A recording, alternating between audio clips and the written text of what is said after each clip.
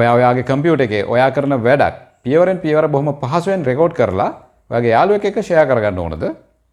එහෙනම් මෙහෙම කරන්න.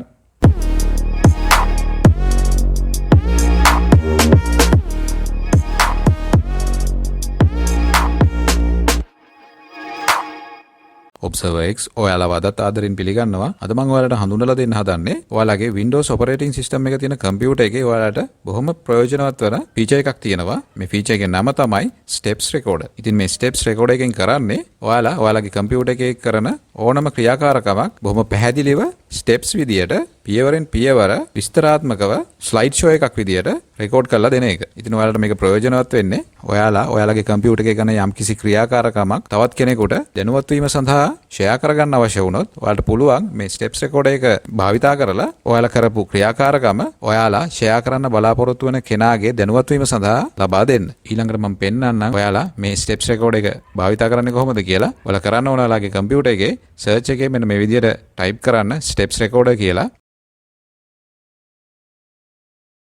ඒතකොට ඔයාලට මෙන්න මේ විදියට ටූල් එක පෙන්නාවේ. ඔයාලා මේක ක්ලික් කරලා ඔයාලගේ රෙකෝඩර් එක ලොන්ච් කරගන්න. මම මෙන්න මේ විදියට රෙකෝඩර් එක ලොන්ච් කරනවා. මේ තියෙන්නේ ඔයාලගේ ස්ටෙප්ස් රෙකෝඩර් එක. ඔයාලට පේනවා මෙතන අපිට ඔප්ෂන් කීපයක් ලබා දෙනවා. Start record, stop record, add comment කියලා. ඔයාලට කරන්න තියෙන්නේ මෙන්න මේ ස්ටාර්ට් රෙකෝඩ් කියන බටන් එක ක්ලික් කරලා මේක මෙන්න මේ විදියට මිනිමයිස් කරලා තියන්න.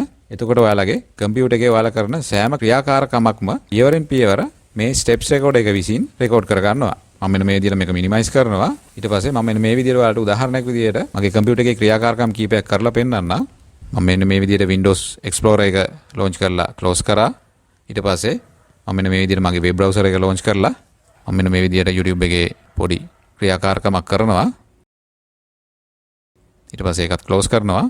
ඊට පස්සේ මෙන්න මේ විදියට මම start menu එක launch කරලා Adobe Reader එක launch කරනවා. ඊට පස්සේ ඒකත් close කරලා මම මෙන්න මේ විදියට AnyDesk site එක launch කරනවා. ඊට පස්සේ ඔයාලට පුළුවන් ඕනනම් මේ අවශ්‍ය තැනක පැහැදිලි කිරීමක් පෙන්වන්න ඕන නම් මෙන්න මේ විදියට රෙකෝඩර් එක launch කරලා add comment කියලා දුන්නා නම් ඔයාලට පුළුවන් එතන විශේෂ සඳහන් කිරීමක් අවශ්‍ය නම් එතන අදාළ දේ type කරලා තියන්න. ඊළඟට මම ඔයාලට පෙන්වන්නම් මේ steps recorder එක කොහොමද මේ අපි කරපු ක්‍රියාකාරකම් ටික save කරගන්නේ කියලා. ඔයාලට කරන්න තියෙන්නේ මෙන්න මේ විදියට stop record කියලා command එක දෙන්න. මම මේ විදියට ඒක දෙනවා.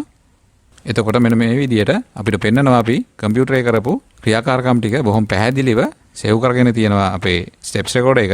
මේ තියෙන්නේ අදාළ විස්තර ටික බොහොම පැහැදිලිව සඳහන් කරලා මෙන්න මේ විදියට අපිට හයිපර්ලින්ක් විදියට පෙන්නනවා රෙකෝඩ් කරපු ස්ටෙප්ස් ටික, අදාළ ස්ලයිඩ් ෂෝ එක, ඒ වගේම අමතර විස්තර ටික ඔක්කොම මේ විදියට පෙන්නනවා. ඉතින් ඔයාලට පේනවා මම ස්ටෙප්ස් රෙකෝඩර් එක ලොන්ච් කරපු වෙලාවේ ඉඳලා කරපු සියලුම ක්‍රියාකාරකම් ටික මේකේ බොහොම පැහැදිලිව රෙකෝඩ් කරලා තියෙනවා. ඉතින් ඊළඟට ඔයාලට මතක ඇති මම මගේ කම්පියුටර් එකේ කරපු ක්‍රියාකාරකම් ටික මම Windows Explorer එක ඕපන් කරා. ඒ වගේම Google Chrome එකට ගිහිල්ලා YouTube එක launch කරලා YouTube එකේ මෙන්න මේ වගේ මගේ channel එක search කරා. ඉතින් ඔයාලට පේනවා මම කරපු සියලුම ක්‍රියාකාරකම් ටික බොහොම පැහැදිලිව මේකේ රෙකෝඩ් කරලා තියෙනවා. බොහොම සවිස්තරාත්මකව. ඊළඟට මම ඔයාලට පෙන්නන්නම් මේ steps recorder එකෙන් රෙකෝඩ් කරපු ෆයිල් එක save කරගන්න විදිය. ඔයාලා මෙන්න මේ විදියට මේක save කියලා command එක දෙන්න. එතකොට මේ ෆයිල් එක save වෙන්නේ zip ෆයිල් එකක් විදියට. ඉතින් මම මෙන්න මේ විදියට මගේ desktop එකේ මේ ෆයිල් එක save කරගන්නවා. මේ තියෙන්නේ අපේ record වෙච්ච ෆයිල් එක. ඉතින් ඔයාලට පුළුවන් ඕන කෙනෙක් එක මේ ෆයිල් එක share කරගන්න. ඉතින් මම ඔයාලට පෙන්නන්න මේ ෆයිල් එක open කරලා. ඉතින් මේක zip ෆයිල් එකක් හින්දා ඔයාලගේ extractor tool එකකින් මේක extract කරගන්න ඕන. මම මගේ WinRAR software එකකින් මේක extract කරගන්නවා. මේ විදියට මේ තියෙන අපේ ෆයිල් එක. මේ ෆයිල් එක ඔයාලට ඕපන් කරගන්න වෙන්නේ ඔයාලගේ වෙබ් බ්‍රවුසර් එක හරහා. මම මේ විදිහට මේ ෆයිල් එක ඕපන් කරනවා.